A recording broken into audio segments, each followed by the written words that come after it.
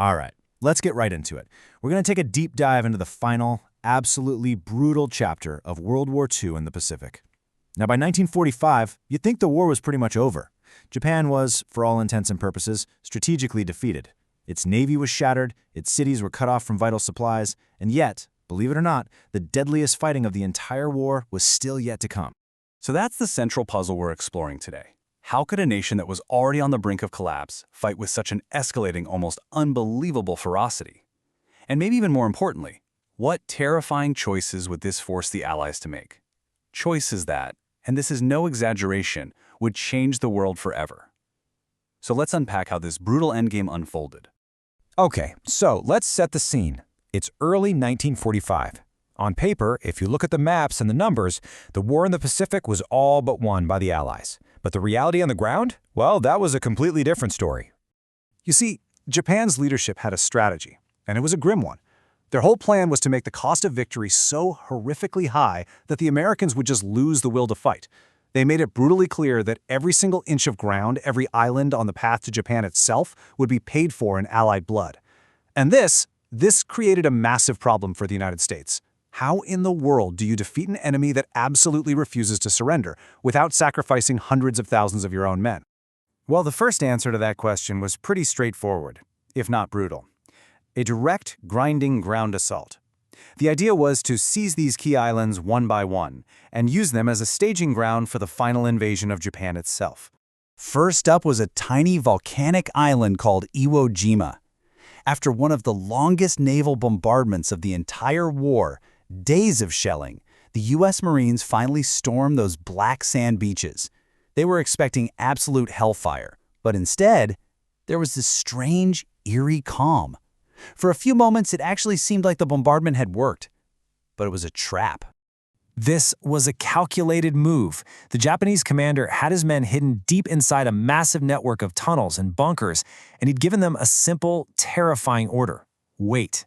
They waited until the beaches were packed with men and equipment, and then they unleashed a hurricane of fire. The carnage was just unimaginable.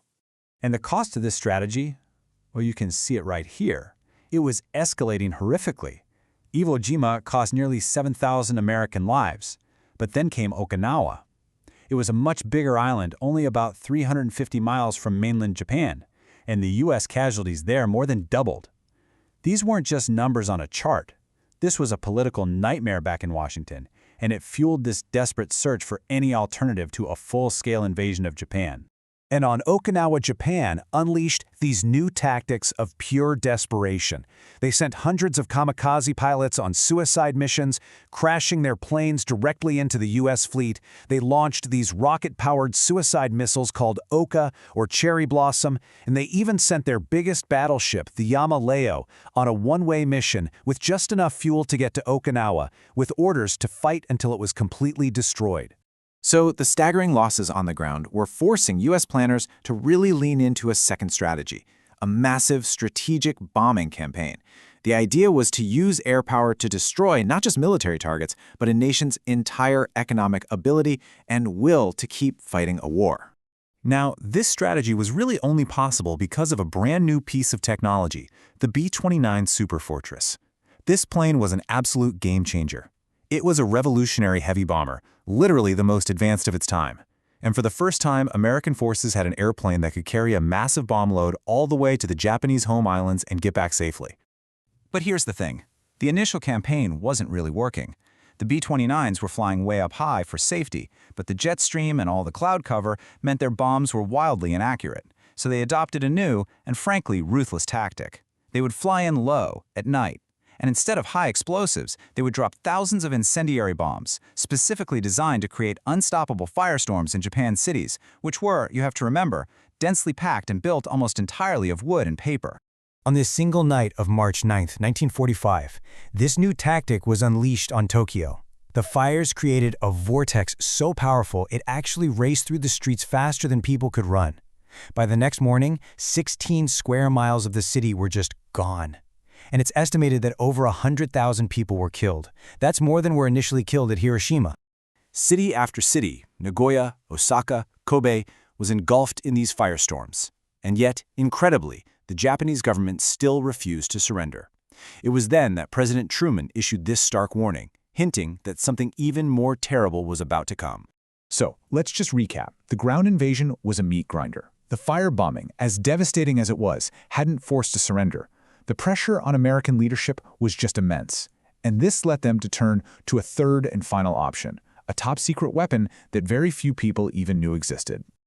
It was called the Manhattan Project. For 3 years, the best scientists the Allies had were working in total secrecy to harness the power of the atom. The goal? To create a single bomb with a destructive force so immense it had previously only existed in the realm of science fiction. What's truly mind-boggling is the speed of this development.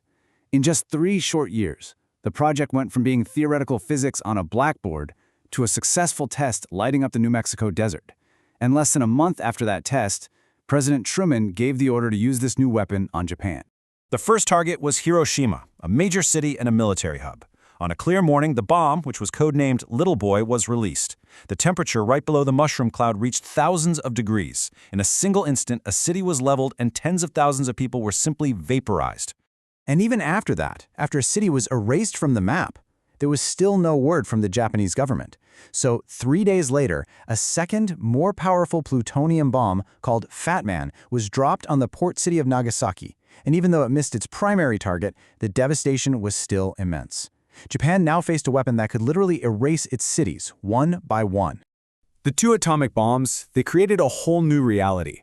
The final endgame of the war was now accelerated, playing out not over months or weeks, but over a matter of days. But here's something that's really important to remember. It wasn't just the bombs that were forcing Japan's hand. On the exact same day as the Nagasaki bombing, a new threat emerged. 1.5 million Soviet troops stormed into Japanese-held Manchuria, completely crushing Japan's last significant army. So now they're facing atomic annihilation and a massive Soviet invasion. And even then, the Japanese war cabinet was still deadlocked. It took an unprecedented move by Emperor Hirohito, who personally intervened and cast the deciding vote for peace. And so, on September 2nd, with the shattered remains of the Japanese Navy visible in the water around them, a Japanese delegation came aboard the USS Missouri and signed the formal surrender. After 6 long, devastating years, the deadliest conflict in all of human history was finally over. But the end of that conflict marked the beginning of something entirely new and deeply unsettling. That reign of ruin Truman had warned about had arrived, and the entire world now lived under the shadow of the mushroom cloud. You see, the final days of World War II didn't just end a war. They swung open the door to a new and far more terrifying nuclear age.